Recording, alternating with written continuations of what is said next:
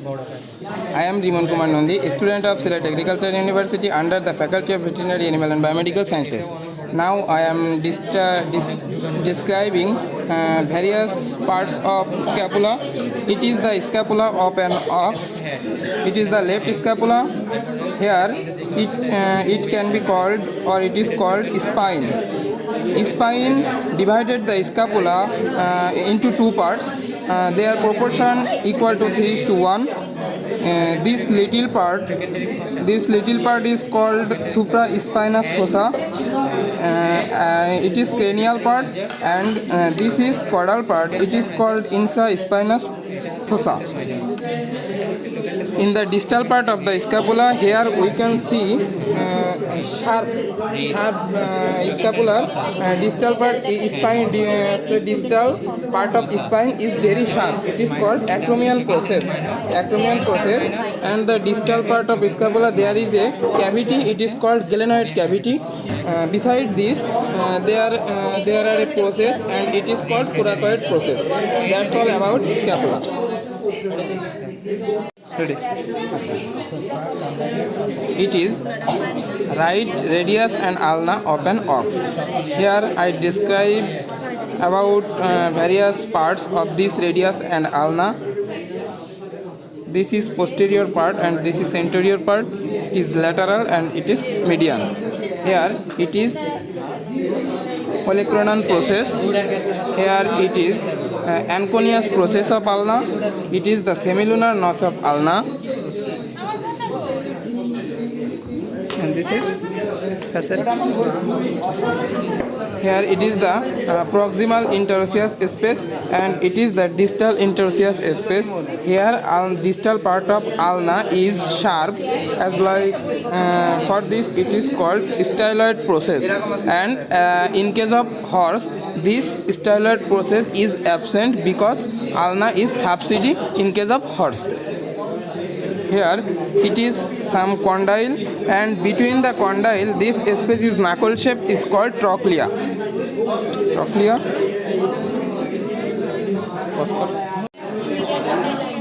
It is the metacarpal of ox. Here we can see this foramen. It is called distal foramen, and this is the group. It is called dorsomedial group. It is the proximal foramen. In case of horse, we can see only one foramen, and this is proximal foramen. Distal foramen is absent in case of horse. It is metacarpal tuberosity. It is called small metacarpal, and it is the big part is called large metacarpal. But second and third metacarpal is fused in case of ox. Here we can see a cleft. It is called sagittal notch. In case of horse, sagittal notch is absent. There is a ridge. It is called condyle, and this is epicondyle. Between two condyles, the knuckle shape place is called trochlea. It is the anterior part and it is the posterior part. There is a posterior part and it is anterior part. Second and third metacarpal is fused. We can see that by seeing the here dorsomedial group, and there is a medullary cavity. It is the condyloid process. It is the condyloid fossa of metacarpal, and it is facet for proximal sesamoid bone. It is the humerus of an ox. This part is called head of humerus, and this part is called tuberosity. This is lateral tuberosity and this is medial tuberosity. It is called deltoid ridge, which is bent caudally, and it is musculospiral group. It is olecranon fossa. Here anconius process and semilunar notch of ulna is attached. Here it is condyle.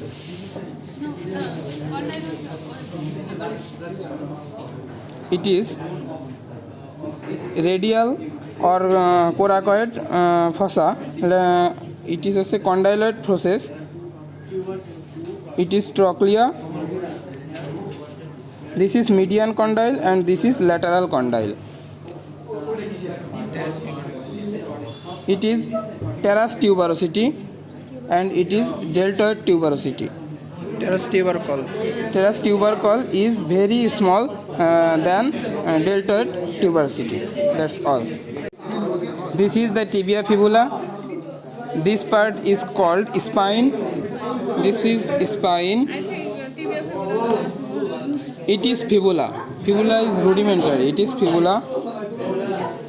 It is called tibial crest. Tibial crest. It is lateral part. So this is medial part. This line, this type of line is called popliteal line. Popliteal line. This is fused medial malleolus. Malleolus. Fused medial malleolus. It is the mandible open ox.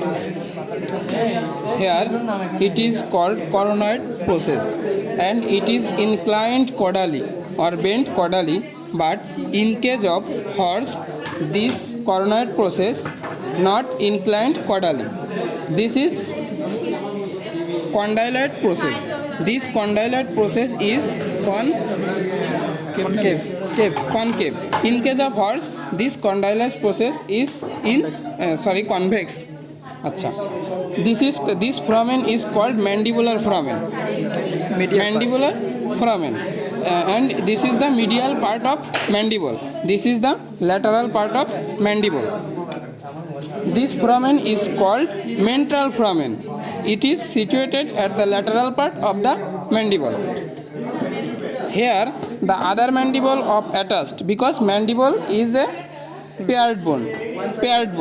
Other bone is attached here. It is called here present synchondrosis junction.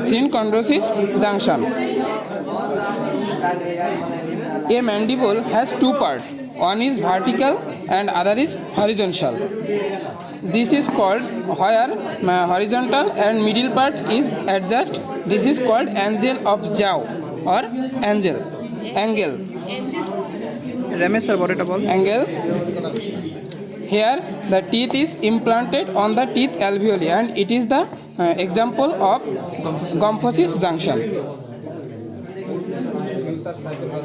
Difference between horse and ox in case of mandible, just two types. One is in case of horse coronoid process is inclined caudally, but in case of horse coronoid process is not inclined caudally.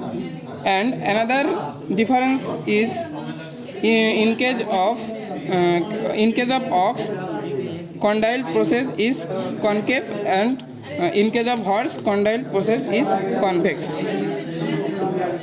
That's all. Now I am describing about femur of ox. It is the right femur of ox. Here this part is called head of femur. It is fovea capitis, major trochanter. It is minor trochanter. It is called trochanteric fossa. It is trochanteric ridge, and distal part, this is supracondyloid fossa. It is medial condyle and it is lateral condyle.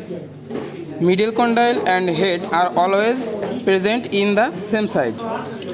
Here it is also condyle and it is also condyle. This is between the condyle, this space is trochlea.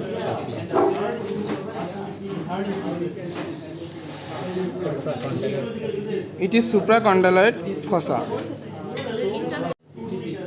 This is the intercondyloid fossa because it is the fossa between two condyle. Now I am describing about syndesmology. Syndesmology or arthrology is related to body joint. In our body or in animal body we can see three types of joint. One is synarthrosis, that is immovable, and other is amphiarthrosis, that is cartilaginous, and the third item is synovial joint or diarthrosis. Synovial joint, in case of animal, in forelimb and in hind limb we can see only synovial joint. In case of forelimb there are 6 joints. One is shoulder joint, second one is carpal joint, third one is first one is shoulder joint, second one is elbow joint, third one is carpal joint, and fourth fetlock joint, fifth pastern, and sixth are coffin joint. Now I am describing about shoulder joint. Shoulder joint, in case of shoulder joint, the bones of scapula and head of humerus are involved. We can see a cavity by name glenoid cavity in the distal part of scapula. This cavity and the head of humerus make the shoulder joint. Next, we can see elbow joint. Elbow joint has 2 parts. One is radio-ulnar joint and other is humero-radial joint. Humero-radial joint means joint between humerus, distal part of humerus, and proximal part of radius. And radio-ulnar joint means joint between radius and ulna. Radio-ulnar joint means joint between radius and ulna, and other is humero-ulnar joint. Here it is olecranon process, but in front of olecranon process it is Anconius process. This Anconius process and semilunar notch of ulna is attached with olecranon fossa. This is the elbow joint. Here the third number of is carpal joint. It is exceptional from other joint because here 3 types of bone are involved. One is metacarpal, second one is carpal, and third one is metacarpal. There are 3 types of joint is present. One is radiocarpal joint, second one is intercarpal joint, third one is carpometacarpal joints. Here now radiocarpal joint is radiocarpal joint between the distal part of radius and proximal carpal, and intercarpal joint is a joint between the carpal bones, and carpometacarpal joint is the proximal end of metacarpal and distal carpal. And the fourth number of joint is fetlock. Fetlock joint between the distal part of metacarpal and proximal part of first phalanx. It is called fetlock joint. And this is pastern joint, or it can be called first interphalanx joint. Between this joint is between the phalanx. The distal part of first phalanx and proximal part of second phalanx make this joint. For this we call it pastern joint. And the last one is coffin joint. Coffin joint, in this joint second phalanx and third phalanx are involved. Here the distal part of second phalanx and proximal part of third phalanx is involved. We can say it second interphalanx joint. This is all about forelimb joint. Now hind limb. In case of hind limb we can also see 6 type of joint. Here first is hip joint, second is stifle joint, and stifle joint is very much important, and third is hook joint, fourth is fetlock joint, fourth, fifth and sixth are same of forelimb, fetlock, pastern and coffin joint. Now I am describing about hip joint. In case of hip joint, 2 bones are involved. One is cotyloid cavity, or we call it acetabulum. Acetabulum are the termination of 3 bones like ilium, ischium and pubis. This acetabulum and head of the femur make the joint by name hip joint. Next, staple joint. Staple joint, here 3 bones are involved. One is femur, second one is patella, third one is tibia fibula. Here also 3 type of joint. One is femoropatellar joint, Femoropatellar joint and femoral tibial joint. Femorotibial joint. Femoropatellar joint is the lateral or trochlear or condyle, lateral condyle of femur and medial part of patella make this joint, and femorotibial joint here posterior condyle, distal part and proximal part of tibia make this joint. Last, hook joint. Hook joint, there are also three types of joint here: tibia fibula, malleolus and tarsal are involved. Lateral medial part of malleolus and distal part of tibia fibula make the tibio-malleolus joint, and medial distal part of tibia and proximal tarsus make the tibio-tarsal joint. Here and in the in case of last joint, this is distal part of tarsal and proximal end of metatarsal. This is called tarso-metatarsal joint. In the last 4, 5 and 6 are the same of forelimb. It is fetlock, it is pastern and it is coffin. Pastern is called inter-first phalanx and coffin is called inter-second phalanx. This is all about limb joints of limb of ox.